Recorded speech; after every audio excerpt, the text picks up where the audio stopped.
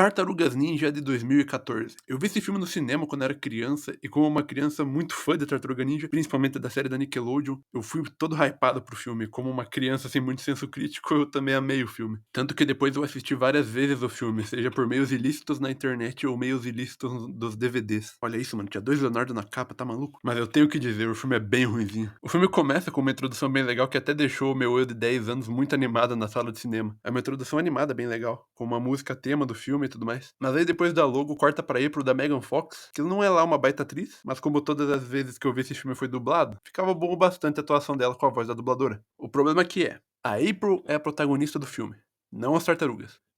Porra, as tartarugas, que era o que eu queria mesmo ver, só aparece com mais de fodendo os 20 minutos de filme. Tá, maluco? E a história da April contada até essas horas também não é das melhores. Basicamente, ela tá lá trabalhando de repórter e tá triste porque ela não queria tá fazendo as reportagens de pássaro gordo ou algo assim, que estão dando pra ela fazer. Ela queria ir atrás das coisas grandes e por isso ela começa a investigar o clã do pé. Que você deve pensar, pô, ninja lá, muito louco, servem pro destruidor, caramba. Mas não, aqueles são os mercenários aí, aleatório, usando armas de fogo e não arma ninja. Tá, por quê? Só por quê? O Destruidor ainda tem uma história ligada ao Japão e ainda é um mestre em combate. Vou falar em combate é porque eu não sei se dá pra chamar isso aí de ninja, né? Mas tá bom. Aí você me pergunta, por que o clã do pé não é ninja? E eu lhe respondo, meu amigo, esse filme aqui tenta se levar a sério demais. Ele tenta ser realista e justificar com ciência as coisas que acontecem no filme. Mas ele tenta simplificar as coisas. Ok, beleza, dá pra entender. Mas olha o material que você tá adaptando. Tem ninja alienígena, muitos e muitos outros animais mutantes. Quer fazer algo mais realístico, meio como o Nolan fez como Batman? Beleza. Mas faz bem feito, né? Voltando pra April, um dos caras responsáveis por containers que foram roubados pelo clã do pé envia a April pra falar com um de seus assistentes nas docas pra que ele dê mais informações pra ela. Ela decide ir até lá à tarde da noite e dá de cara com o clã do pé fazendo mais um assalto. O que ela decide fazer? Se tomar a pílula azul, fim da história. Se tomar a pílula vermelha, fica no País das Maravilhas. E de repente aparecem as tartarugas e começam a descer o cacete nos bandidos. Tudo isso nas sombras, o que faz sentido, né, por serem ninjas e ninjas serem furtivos. Mas aí você lembra que as tartarugas nessa versão elas são enormes de bomba e decidem começar a jogar os containers pra cima dos manos, como se não fosse nada. A April só consegue ver o Rafael de relance, mas não consegue nem tirar uma foto. Ela sai de lá apenas com uma foto de uma pichação que por algum motivo as tartarugas deixaram pra trás. E investigando ela percebe que esse símbolo estava em vários locais onde o clã do pé atacou, o que indica que as tartarugas estão indo atrás deles e atrapalhando seus planos. A April também descobre que o símbolo é japonês e significa família. Beleza, bonitinho e tudo mais. Só que por quê? Por que as tartarugas deixam isso em todo local de crime que vão? A ideia não é chegar de fininho, acabar com eles em silêncio e sair sem deixar rastros? Bom, eles estavam jogando containers por aí, então não deve ser nada disso, né? Outra ideia é de que poderia ser uma assinatura para a cidade, para que a população saiba que existem protetores por aí e tudo mais. Mas pelo visto a única pessoa que descobriu sobre esses símbolos foi a April. E mesmo a ideia sendo boa, ela nunca volta a ser trabalhada no filme e fica só solta no roteiro mesmo. April vai cobrir um evento para o canal onde trabalha. E encontra Eric Sachs, um cientista que havia trabalhado com seu pai quando ela era criança. Depois do evento, ela presencia um novo ataque do clã do pé no metrô, a mando do Destruidor para capturar as tartarugas. April tá tão obcecada com sua matéria que entra propositalmente no metrô, extremamente furtiva, tão furtiva que é pega em menos de 10 segundos lá dentro. Ela é levada e feita de refém, e a filha da mãe decide puxar aquele celular fudido dela pra filmar, e mesmo sendo ameaçada com uma arma apontada pra cara dela, ela não desliga aquela porra. Tem jeito mais fácil de morrer, minha filha. Enquanto ela tá prestes a tomar um tiro na cara, as tartarugas aparecem e detonam todo mundo. E mesmo com resquícios de luz no recinto e as tartarugas serem montanhas de músculo, elas ainda assim não são identificadas pelos reféns que darão seu depoimento pra polícia depois. As tartarugas fogem e a April a segue, porque mesmo do nível da rua ela consegue ouvir as tartarugas tagarelando lá em cima do prédio, porque afinal são ninjas, né? Descrição. April sobe e tira uma foto das tartarugas, mas como ela também não sabe ser furtiva, a foto sai com flash e as tartarugas percebem que ela tá lá. O que foi isso? É um flash de câmera. A gente sabe que é um flash de câmera. Quem é que tá por trás desse flash? Pelos meus cálculos, é uma garota. Vamos matar ela. O quê? De gentileza, vamos sair com ela, dá flores. Deixa comigo. Rafael, Não. Ela é abordada sutilmente pelas tartarugas que pulam e caem na frente dela um por vez, porque afinal eles são tartarugas falantes humanoides de quase 2 metros. Qualquer um já viu por aí, né? Aí a April desmaia e as tartarugas apagam a memória do celular dela. E ao invés de fugirem para que ela não tenha certeza de que o que viu era real, e mesmo que acreditasse as outras pessoas não iam acreditar nela, as tartarugas decidem esperar ela acordar para se apresentar e darem uma sutil introdução a como funciona a relação deles. Vocês são ninjas, mutantes, tartarugas, adolescentes. Só aí elas decidem ir embora, mas a April consegue tirar uma foto. Uma foto muito ruim, por sinal, não dá nem pra dizer o que tá acontecendo ali. Não dá. April começa a investigar novamente as tartarugas, porque quando elas contaram seus nomes pra ela, a April reconheceu esses nomes de algum lugar. Aí você pode pensar o óbvio, né? Beleza, tartarugas têm seus nomes dados em homenagem a pintores, escultores, renascentistas e blá blá blá, todo mundo sabe disso. Mas não. É uma sacada genial desse roteiro. A gente descobre que as tartarugas, antes de serem mutantes, eram bichinhos de estimação da April na infância.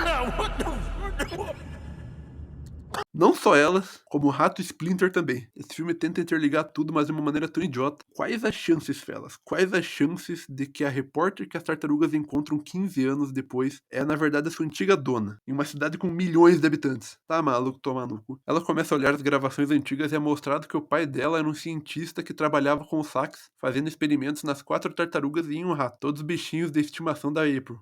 Que ótimo pai, não é mesmo? A ideia era criar um remédio universal que servisse de cura para qualquer doença, mas acabaram criando um esteroide que transformou isso nisso.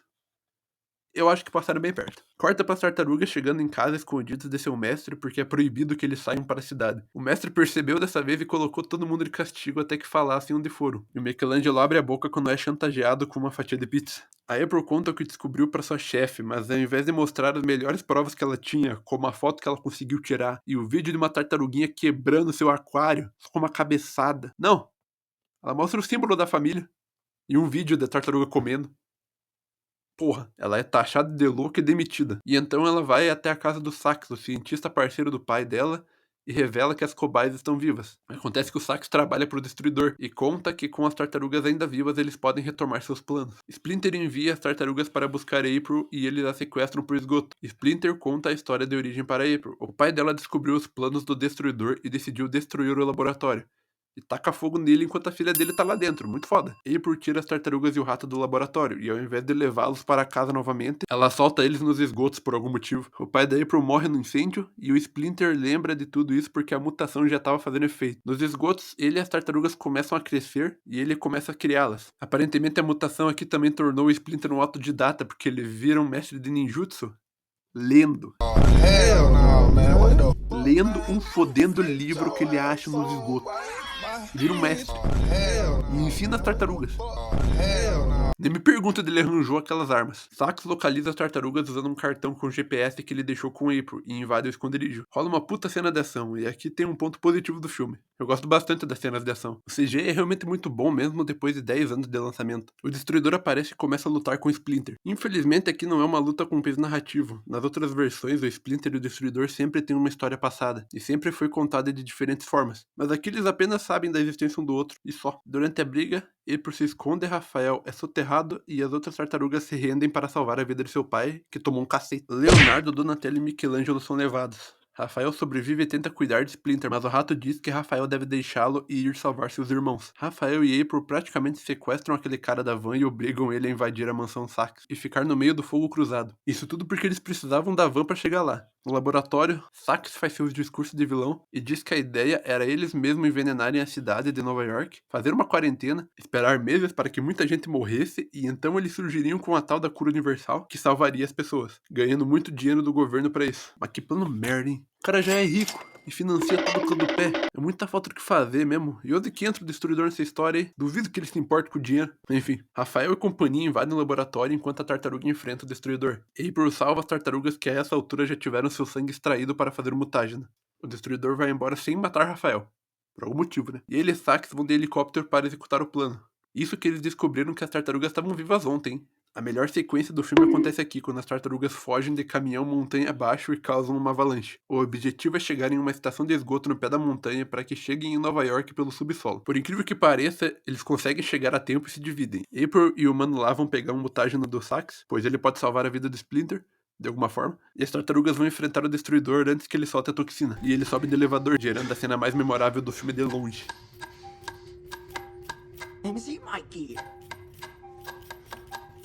MC.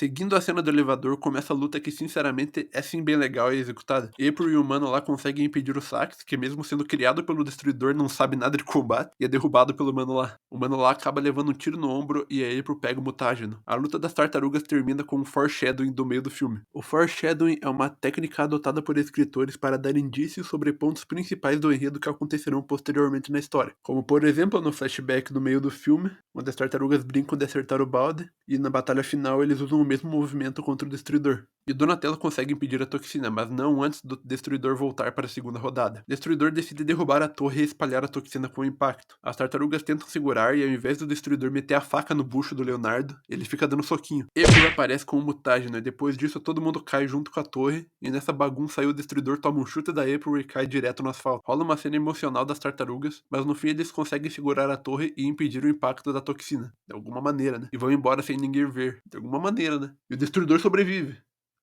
De alguma maneira, né? As tartarugas voltam pro esconderijo e salvam a vida do Splinter. E April é readmitida no canal 6 por fazer a reportagem do Clã do Pé. E o Mano lá ganha um carro novo do jornal por tomar um tiro e ficar com os créditos da captura do Destruidor. Só que a felicidade dele não dura muito porque as tartarugas aparecem numa Kombi desgraçada pra agradecer e simplesmente o Michelangelo taca a porra de um míssil no carro do Mano. E eles vazam depois disso e acaba o filme.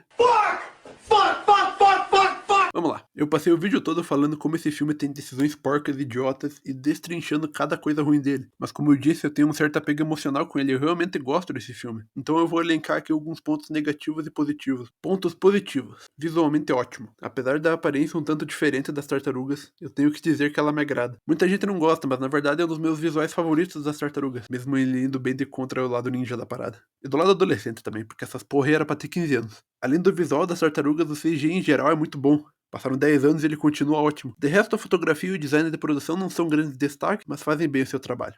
As tartarugas. Além do visual delas, outra coisa que eu gosto bastante é como as tartarugas agem nesse filme. Infelizmente, eles não têm arcos de desenvolvimento nenhum quase. O único que tem alguma coisa é o Rafael, mas é um arco bem irrelevante pra parada toda. O que eu gosto mesmo é a relação deles, que tá bem o que se espera, e isso é muito bom. O Leonardo continua mandando em tudo e o Rafael tá lá revoltado porque não é ele quem tá no comando. Michelangelo e Donatello são o que eles costumam ser mesmo. Um é bobão e só faz piada e o outro é o nerd das tecnologias. Apesar de eles não terem arcos de personagem, todos eles ainda funcionam muito bem em grupo e as cenas deles são disparadas as melhores do filme. Ação. Pelo CGI ser muito bom e as tartarugas serem muito legais, as cenas de ação também são muito boas, e as coreografias são bem legais, as cenas são bem empolgantes. A cena da neve é muito boa mesmo, e a luta com o Destruidor é bem legal também. A ação definitivamente funciona. Pontos negativos. Por onde começar, meu Deus? Roteiro.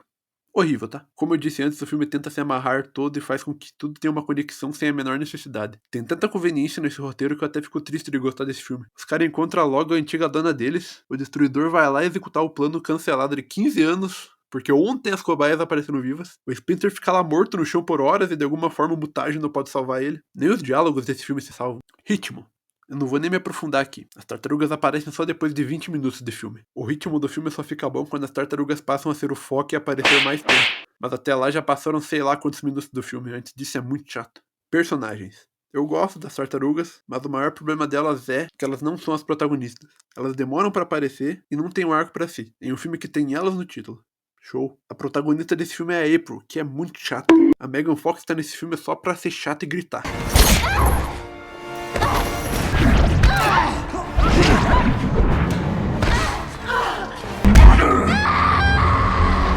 A história dela é chata demais, ninguém quer ver ela, a gente quer ver os bichos de CGI, porra. E o resto dos personagens é só ladeira abaixo. O Splinter tá lá só pra contar a história e apanhar e sumir do resto do filme. O Mano lá, ele existe. Ele é a carona dos outros personagens e tá lá pra cantar a April. O Sax tá lá porque ele quer dinheiro, mas mais uma vez ele já é rico. O Destruidor, ele tá lá.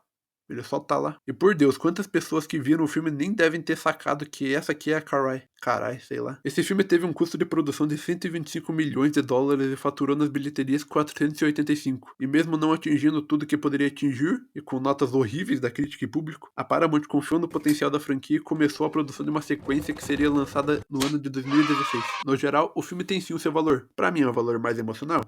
Definitivamente. Mas realmente ele não é de todo ruim. Se você não for um cinéfilo desgraçado que não aceita qualquer defeito de um filme, você vai gostar. Se você for uma pessoa normal, esse filme vai no mínimo te divertir. Pelo menos depois dos primeiros 20 minutos. A minha nota é 5,5.